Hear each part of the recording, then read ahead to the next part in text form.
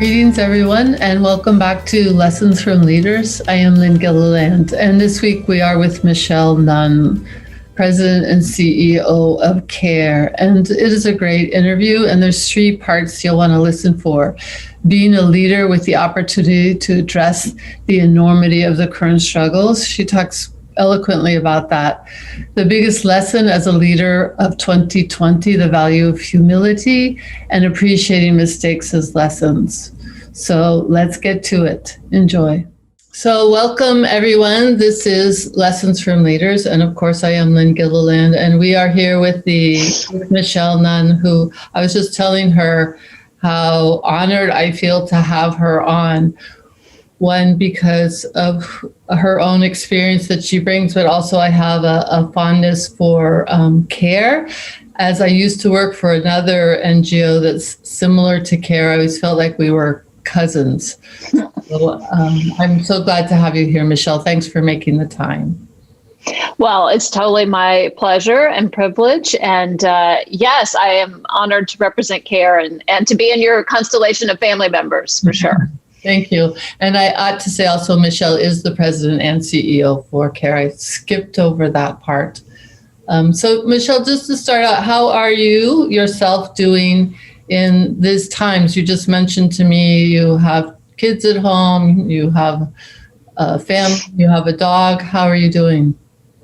Yeah, we are doing relatively well in the grand scheme of things, and I do have two teenagers, and and a dog and a husband to go along, and I think we're all finding new ways of approaching the challenges, and I think I think this has been a hard year, no matter where you are or what age you might be, and I feel lucky to be a part of an organization that is directly addressing the challenges. So I feel a sense of meaning and purpose as I sit on my couch and do Zoom calls for 10 or 12 hours a day. But it's definitely a time that I think is built for organizations like CARE to make a difference in the world.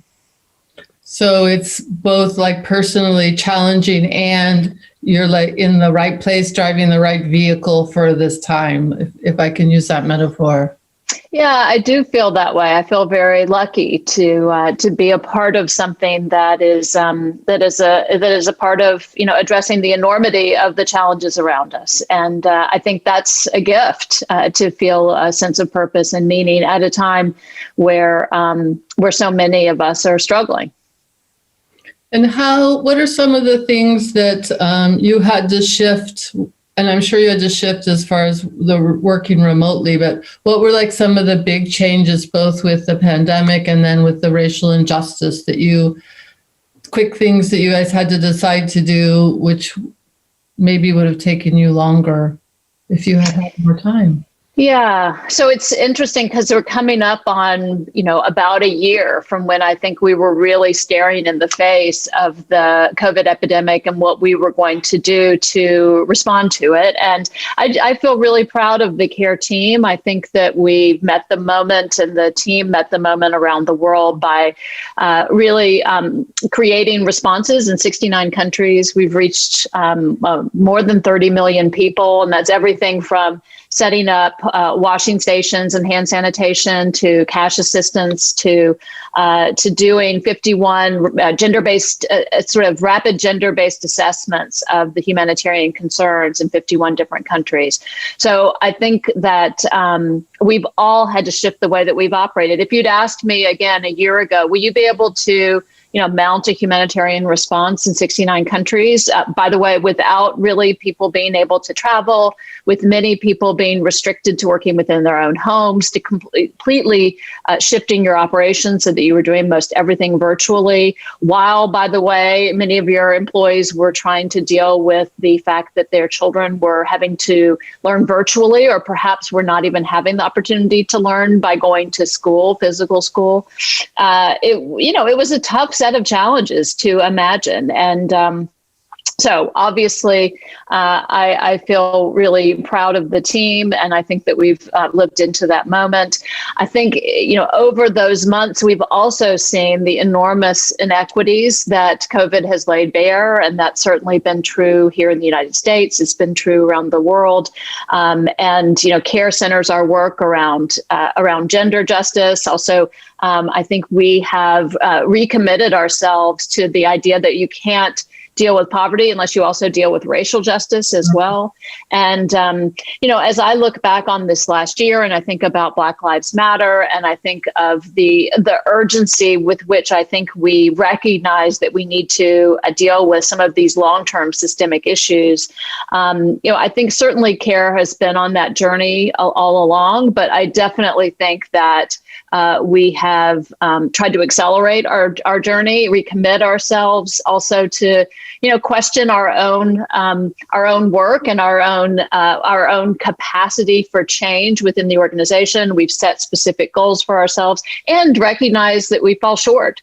And that we need to continue on that journey. Again, I think with the renewed sense of commitment and continuing to say we have to raise the bar from where we've been to where we recognize that we need to go. So there's definitely things that I think we all, as we look back, would say, oh, we wish that we had done this with more urgency, or wish we had done this 2 years ago. But I think we're all trying to take the important lessons that have been provided to us, sometimes difficult lessons, and to lift those up and to act upon them and to recommit ourselves. And so, thank you for that. And I didn't know the level of the response that you have that you've done in this short amount of time. So my hat is off. Really, that's not even a strong enough phrase. That's so impressive. And I'm wondering, what did you learn, to respond in this kind of situation? What did you learn about your leadership, or the kind of leadership that's needed? Maybe something you already did that you had to lean into more, or an area that you hadn't paid attention to that was now needed in this situation? Yeah, I feel like one of the biggest lessons from a leadership perspective over the last year is just the reminder of the value of humility. It is. I think we've all had to learn things anew, and to perhaps challenge our preconceptions. And I think that's certainly been true from my perspective. I think I tend towards an optimistic sensibility, and that hasn't always served well in the last year, because I think, I need to surround myself by people who also think about the worst case scenarios. When you're facing into a global pandemic, you need people not only who are saying, this is the best case scenario, but also people who are thinking about this is the worst potential inevitability, and we also need to be prepared for that. And so I just think, I certainly think that the work around racial justice it also demands a level of humility, and for all of us who. I come as I'm from the American South, I'm, a white privileged woman. And I just think the leaning into listening and learning and intellectual curiosity at this time is really important. It always has been important. And I definitely think at a time of such tumultuousness that the opportunity for really, again, challenging ourselves, rethinking things, learning from one another, and for me also learning from the next generation of activists and change agents, and that, again, intergenerational dialogue is also a part of what I think is informing my sensibilities as I move forward. I love the humility, like you packaged all of that in humility. And with that, the other things that come up for me are being uncomfortable. So if you're, for instance, an optimist, that's your natural style, just to listen to people who are not that's not easy to do. If you're like others, it's like rubbing tension, So it's like, in addition, with all that, I imagine you have to be comfortable with being uncomfortable. And the listening also comes with being able to stop and slow down and be uncomfortable. If you're, so many CEOs are action oriented, I'm imagining that you are. And there was one other bit of, courage. All of this takes courage, doesn't it? To be humble, to bring humility, that takes courage. Yeah. Yeah, I do think for all of us, it means accepting a degree of vulnerability, which is in some sense the definition of courage. And also, recognizing that that we really do need to sit sometimes in tension or discomfort. And I think this has definitely been a year to test that those leadership imperatives for all of us, I think. Right. That's cool. And I think everybody's been stretched this year for whatever their comfort area is, whatever it is, it's been to show up at your best. Everybody's been stretched out of their natural style. So when you mentioned the listening to young people and the next generation, when you think about them as up and coming leaders, what advice would you give them, or what guidance would you hope that they took on board in their journey?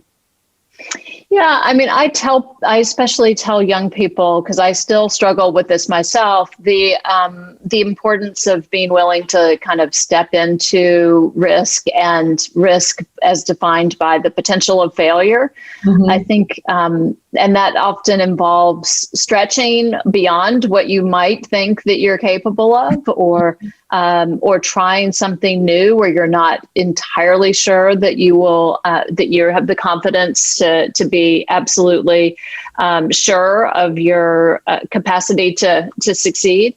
And so I think that's just a really important thing. If I could look back and think about the places where I've learned the most, often it's the places where I've made mistakes, where I've had failure.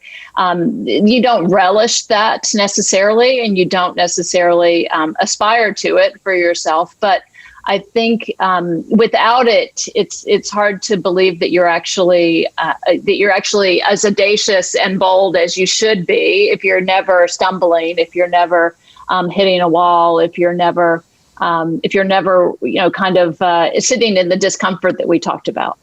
So, and then along with that, I just think for people to try new things, to embrace that kind of a long-term intellectual journey of learning, because I think there's so much change and ferment in the world that not thinking that you have to define yourself as I'm going to do this, I'm going to be this at some point, but more moving into a sense of a evolving journey that will unfold, and ultimately I always really encourage people to find their passion. What's that intersection of your great gift and the world's great need, as to paraphrase, I think Martin Buber. Thank you for that. And one of my favorite questions is about failure. And I wanted to have a little Post-it here. It's more about the risk you're talking about. You can't grow inside your comfort zone. So that's that, right? So you can't, exactly. You cannot be the if you are an emerging leader, if that is what you aspire to, you have to take risk. You have to go into the places that you may fail, hopefully will fail at, right? That's right. Yeah, I just had this image of a comfort zone as being sort of a box, and sort of constantly trying to push beyond that is so important, creating more space. How do you deal with that in your own self? Because we're wired not to take risks. The little I know about brain science, that your brain would be happiest if you just stayed home all day and never. I do worry that in the age of COVID, I might not have the courage to leave my house after a few more months of this. But I am not the master of courageous action. I think I still struggle with taking risk and embracing the possibility of failure. So I think it's a constant constant practice, so to speak. And I think it does help when you've had enough failures that you recognize that you can get up and dust yourself off, and put things a little bit in perspective by virtue of having stumbled enough times. And isn't there something, so when you are a leader, as you are, there's something about being open about your failures that allows other people also to be more open about theirs. We're always failing all the time. And I think there's a strength in saying, okay, watch this.